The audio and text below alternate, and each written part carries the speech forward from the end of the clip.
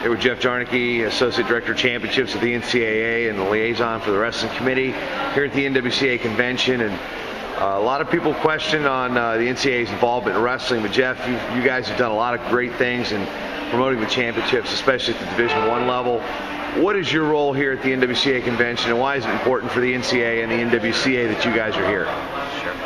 It's certainly an exciting week for us, and we figure our role, and we understand that our role is critically important around the collegiate model, but we help those around the grassroots efforts and understand what the role with the NWCA and USA Wrestling and helping to facilitate their roles. So as our wrestlers develop through those stages to ensure that they have resources all along the way to ultimately culminate then, at least from our vantage point, within the college experience, but then at the same time understand our role in facilitating and helping to grow and develop those student athletes who would like to participate within the Olympic movement as well. So to be here this week, to understand all the different perspectives that are there, and to understand how we can better facilitate, I think will help us to be a better partner with all the organizations present this week. What are some initiatives the NCAA has tried to do? Say, look at the Division I championships, a lot more media exposure via ESPN3, live stats, that type of thing, more webcast coverage. What are some initiatives that you guys have done and working on to further improve the scale of wrestling in y'all's organization? Sure.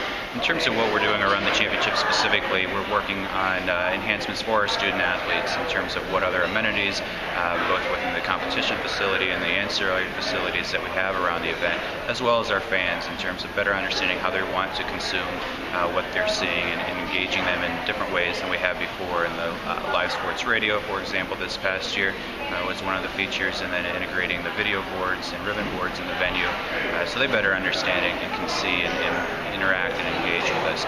Going forward, from what you saw from this year with Philadelphia and our experience there, we're looking to develop and move into potentially different markets than where we've been, to have that greater presence, to put wrestling on even a bigger scale and have more media members and more coverage for us around and beyond that part as well of what can we do for the regular season before we get to the NCAA tournament to aid in the coverage and the exposure. So those are probably our two biggest initiatives that we'll look to tackle in the next 12 months. What's the most common question you get from coaches here, from say, from coaches in all divisions, 1, 2, and 3 under the NCAA banner that, I guess they question the NCAA, what's the one common thing you hear the most here? I think the biggest question that we had, and I think we saw that maybe manifest itself a little bit with some of the other groups that were here as well, but what's the NCAA doing to stop the contraction around the Division I wrestling right now? And so what we're doing is working to celebrate the positives around NCAA wrestling as a whole, not just Division I. There's so many great stories to be able to share out there. There's so many wonderful student athletes who work so very hard along with our coaches, and so it's less about the contraction and more about that celebration across all three divisions, especially 2 and 3, where we're seeing growth right now in terms of our numbers of sponsorship. So if we're able to change that, change our position in terms of how wrestling is perceived within the membership, with how it's perceived within the community, and specifically then our fans as well, I think we can start to curb that and actually see some expansion in the near future. One of the hot topics was some of the rule changes, and there was a very lively discussion, and talk about that type of discussion and what it leads to for the improvement of the sport, the modification of rules, the alteration of, or even simple things like clarification. It seemed a lot of positive came out of that despite some initial hesitation. So from a coaching standpoint and from an NCAA standpoint, why is it beneficial? I guess that kind of proves why it's beneficial to come here to the convention. Sure. It's critically important for us. It was a needed step in the process and something we'll look to further grow in future years. Since we moved to the two-year rule cycle for our rule books, I think we can come up with a plan that further allows our coaches to have this opportunity to provide feedback, because at the end of the day it is their decision in terms of what this looks like through the membership process, and the membership runs the committee in terms of those 5 individuals that are on the Division I committee and the additional individuals then that comprise the rules committee. And so I think we learned a lot. I think it's an important opportunity for the committee through our secretarial rules editor to share the intent of the rule, and then as well as taking that next step and ensuring that we're working with our officials to ensure that the intent is actually what's called then on the mat when we start this fall. There was talk about the enhancements that have been done at the Division I level. There's also been talk about the national duels and then following into Division II and Division III. What are some NCAA plans for those 3 events, D2s, D3s, and potentially the future of the national duels with NCAA involvement? Sure. National duels is an interesting one for us. Certainly very supportive of what the membership is trying to do, what the NWCA is trying to do, and so we're excited to see how that comes together.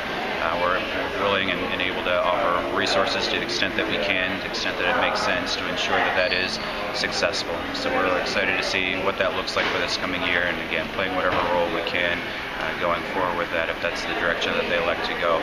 From a Division 1, 2, and 3 standpoint, I think you'll see greater emphasis in terms of continuity and understanding and a shared approach within all 3 divisions in terms of how we communicate with the membership, what we're sharing with the membership, having sessions like this where we're able to share rules across all 3 divisions and understand that the brand and the positioning of NCAA wrestling isn't just defined by Division 1, it's the 3 divisions collectively together. So we're excited about that. 2 and 3 are very excited in terms of their numbers of where they are from the attendance standpoint. Those are only going to increase in the future, and we're starting to now explore some other ideas with the potential combination of a Division 1 and Division 2 championship in future years. Does that make sense for us right now? Does it make sense for Division 2? Does it make sense for the sport as a whole? It's an interesting and intriguing conversation. We're happy to float that, excited to float that idea this week, again, to further engage the community and the membership. And so if we see, and after we work through our planning and get the feedback from membership that it doesn't make sense, then we'll likely go in a different direction and figure out how we can support and enhance those championships in a different way.